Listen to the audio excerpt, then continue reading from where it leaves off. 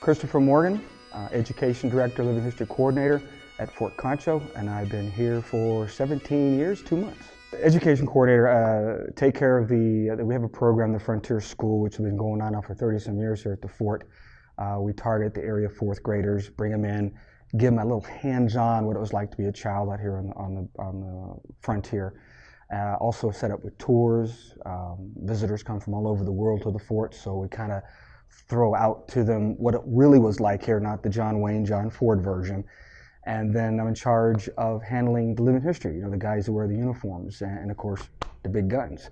When I tell people what I do, they kind of look at me, huh? And then as I explain further, they go, oh, and they're not quite sure until they actually see, I show them pictures of what we do.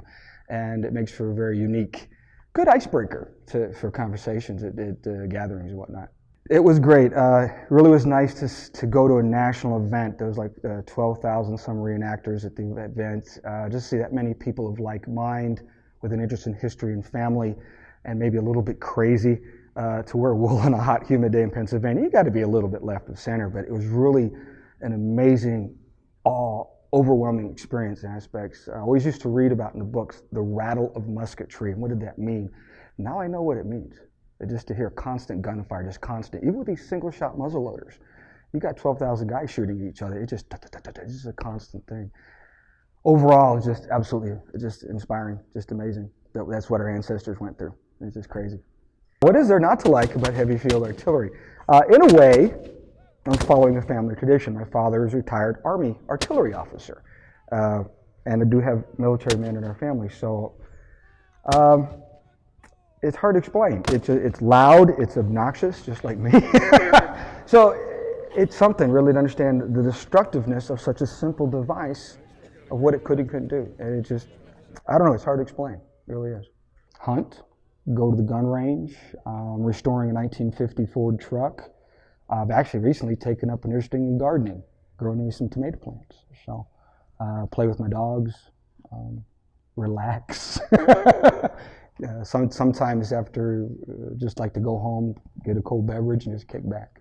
I've always loved them. Being of Scot-Irish descent, that music's always around that Celtic flavored music. I first got hit with bagpiping when I was 10 years old. Dad was stationed in Heidelberg, Germany, and the 42nd Regiment, the Black Watch, came to play. And when you hear pipes and drums that loud all at once, it just, whoa. And somebody once said, I think it was Robert Burns, the great Scottish poet, says, if the sound of the pipes does not stir you, you have no soul.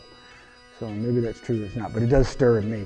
What got me to play was my father was feeling his mortality. He's a retired Army colonel, had to have a 5-way bypass, and he wants to have the Scottish, the piper, the whole thing. He pulled through. So I thought, I wonder if I can do this. Because it is tradition in a clan, a Scottish clan, if there's a piper in the family, he plays for the chieftain. And in a weird sort of way, my dad is the chieftain of our little clan. And being as I'm a musician anyway with other musical instruments, it wasn't that much of a stretch to go from flutes and whistles and boom, pipes. And once I got the pipes, 6 to 8 weeks later, I was able to put all the pieces together and actually make it sound like something. I knew I was getting better when my wife, instead of closing the door when I was practicing, would actually come in and go, that sounded like something, what was that? So now people pay me to play as opposed to pay me to quit, so it's kind of neat.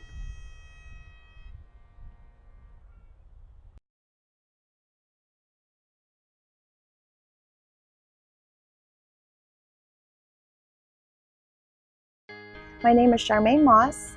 I'm a water quality laboratory technician and I've been working for the city for 3 months.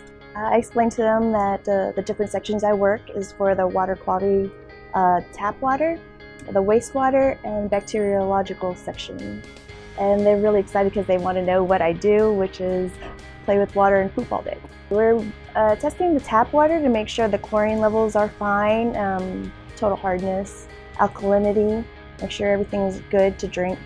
For wastewater, we make sure about the percentage of the total solids, BODs, CODs, TSSs, and to make sure it's good to use as compost. We make sure that there's no E. coli and chloroform in our tap water, which is our main concern. Make sure that the chlorine levels are perfect. The tap water is here where I work.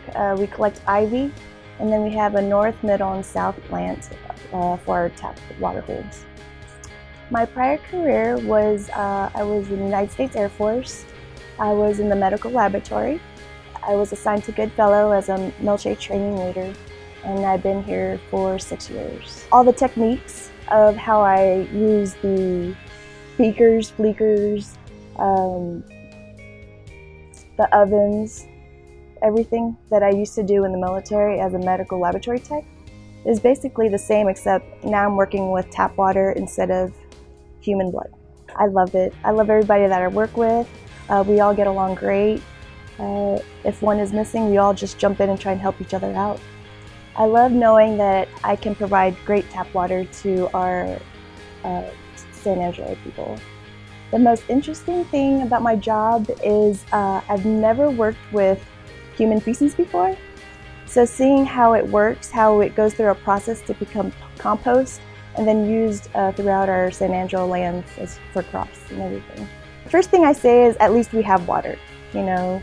And the second thing is I tell them it's going to be okay because I'm here and I'm taking care of it.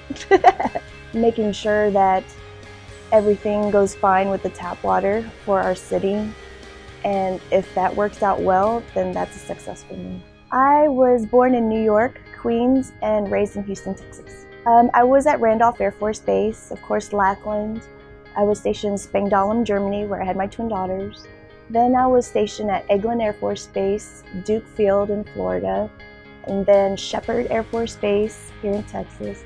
Then Scott Air Force Base in Illinois, and Goodfellow Air Force Base. I love San Angelo. It's not fast-paced like Houston. Everybody's so nice. Everybody gets along. There's no traffic. And I just love the place. There's things that we can do here. And I think it's a great place to raise a family. A good day away from work. I love to hunt. Right now I built my first big girl playhouse. It's my deer blind. It's pink camo with black. And another good thing is spending time with my twin daughters, my husband Chris, and usually with my friends and my military family. A good day at work is if everything goes fine. All the results are perfect, no problems, no waterline breaks, so that would be a good thing for me.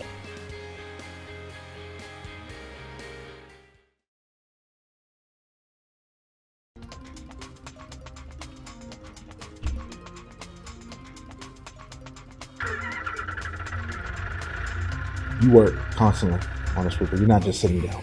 You know, a lot of people think you're just sitting down, listening to music and you're having a good time, but you're constantly working. You have to check your switches. You got to make sure everything is operational. You have to make sure that the water's coming out of your systems. You need to make sure that your brooms are adjusted right in order to sweep the dirt up. If not, it leaves a trail of dirt, which you have to go back and do it all over again. You know, people don't understand that. They think that we just sit there, we don't do anything, you know, but that's not true. We're working all day, you know, checking mirrors.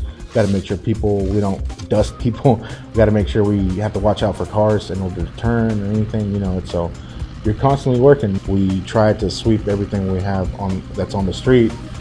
That way it won't reach into our water waste. It's pretty fun, you know, learning all the operations on it. You know, I'm still learning stuff today, you know. Anything could happen there in the field, so you kind of have to be ready for anything, but it's pretty fun. I like it a lot. We average to about 8 miles a day of sweeping.